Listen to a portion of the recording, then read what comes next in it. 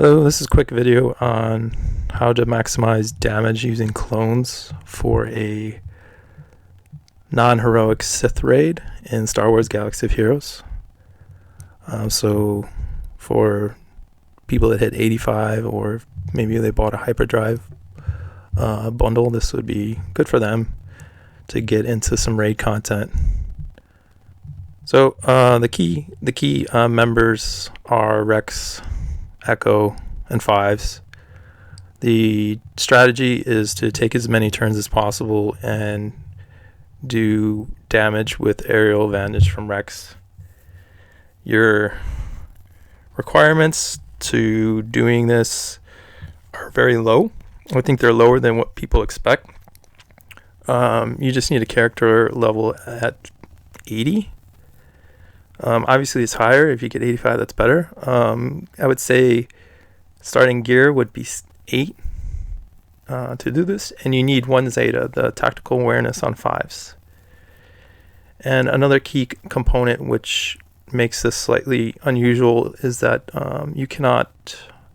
it's better if you do not have max rank in cover fire for 5s, which is his taunting ability. You actually don't want him to taunt, and that will give him permanently 100% offense. And the central theme is that you stack offense on 5s and speed, and he sacrifices about midway through the raid and passes everything on to your other clones, making them equivalent to probably like a gear 12 character, and they're really fast. So this particular video that I captured actually follows phase 3. Phase 3 is the second hardest for this particular team, because you take more damage. It's more difficult to manage. Phase 1 and phase 2, you can easily do 20 million damage per attempt with modestly geared team. I'm pushing about 30 now, but my clones have gone up a little bit. I'm like I got gear 11 on Rex and 5s, and Echo is like 9. But if you have less gear, you can certainly push high damage in phase 1 and phase 2 with this strategy. In this particular raid, I'm using 5s as lead because I like the regen on protection on his leadership, but Rex's leadership is amazing too, so either one works. One of the key components about maximizing your damage is also backing out. So in this particular step, I will actually get an isolate on Rex and I will retreat, because at that point your damage output is going to be severely limited because you'll be taking less turns. So to start, basically you're killing sabers. You can see that the clones I got, they don't do much damage except 5s, because 5s is stacked with offense.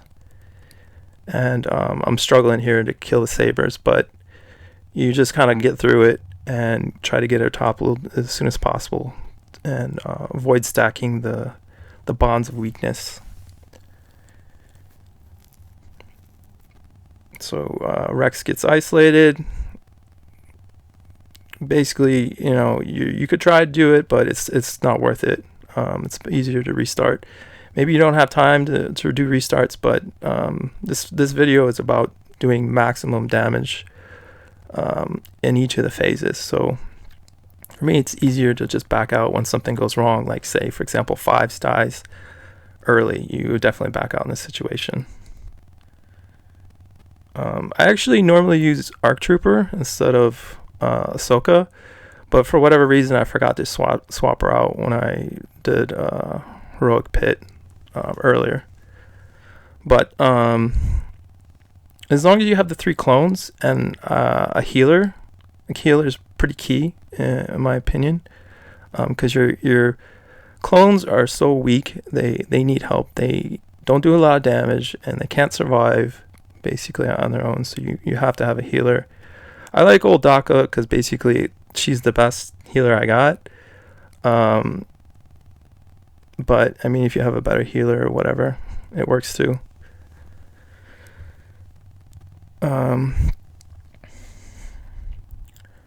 So there is a trick that I use in this particular phase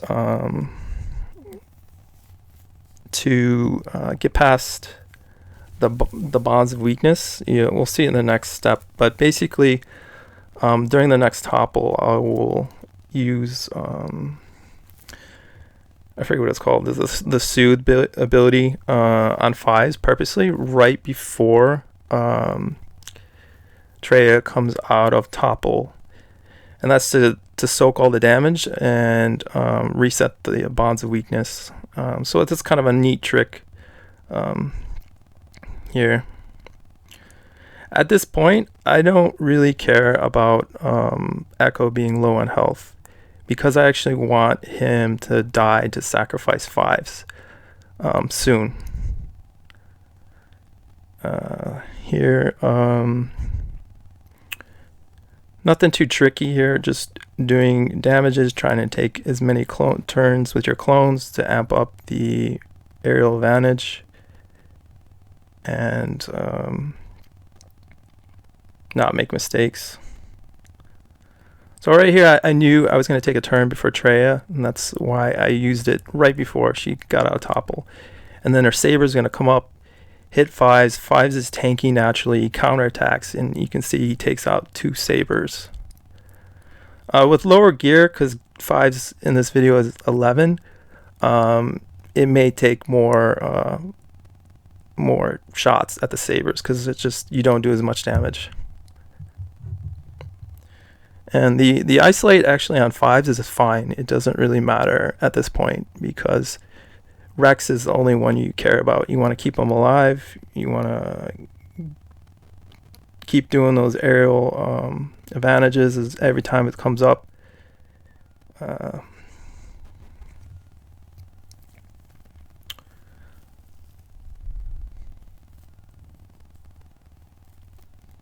Alright, so Echo died, and immediately, obviously, most of you guys know that all stats, basically his offense, speed, and health and protection, passed over to the remaining 501 clone troopers. And now Rex and Echo are doing basically double damage. Previously they were hitting much less, and now they're hitting crits for 17,000. And that's kind of the trick to getting more damage and allowing your clones to survive. For the other phases, the strategies are slightly different, and they're actually easier. This phase 3 is just harder because of the makeup. And then at this point, the isolate goes on Old Daka, which is perfect. She served her purpose. She kept everyone alive as long as you can. If she dies, it doesn't really matter.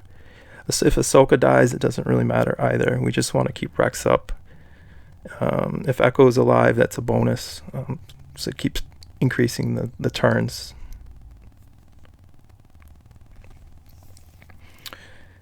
Yeah, and that's pretty much it. It's not too hard. In terms of requirements, as I mentioned, you want to stack straight offense on 5s, not offensive percent on your secondaries, because it gets multiplied by the 100% offense that he'll get permanently, and that's one of the key factors. I also prioritize gear upgrades on 5s accordingly, because it helps a lot. So that last aerial advantage looked like 3.5 million. Here I tried the same trick with Echo. I'm trying to save Rex from when Traya comes out and she summons all of her sabers, and they do a ton of damage. They can kill your clones. So I'm basically sacrificing Echo here. They get a couple more turns out, but he gets targeted and she's enraged. So, and this was a very good RNG. So everything was very favorable, and 13 million is pretty high end for my team. I would say like 7, 8, sometimes 10 is a good goal. Maybe 5 if you're just starting out and you haven't learned how the raid works, which is very important. And that was my 4th attempt, and I'm at 94 million.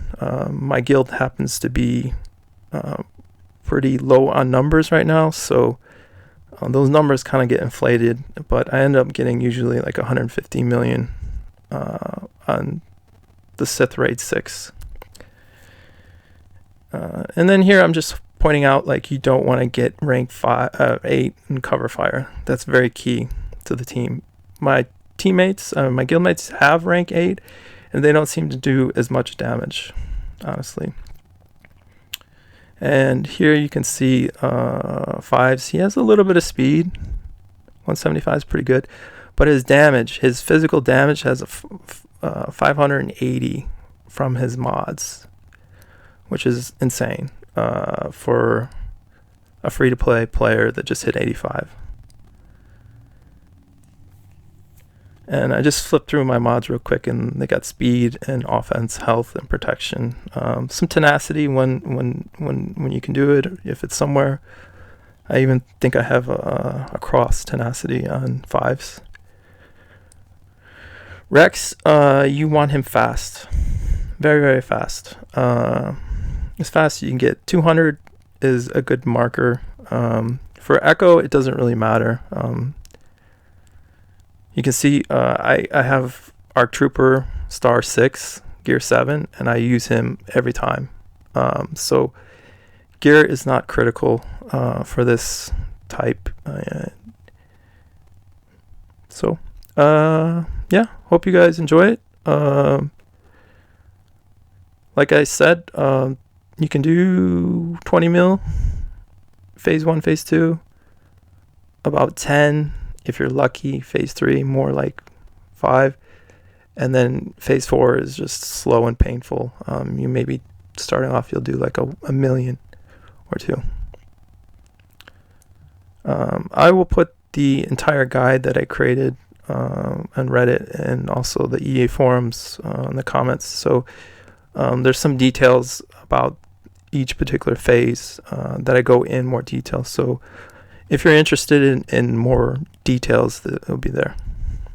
Thanks.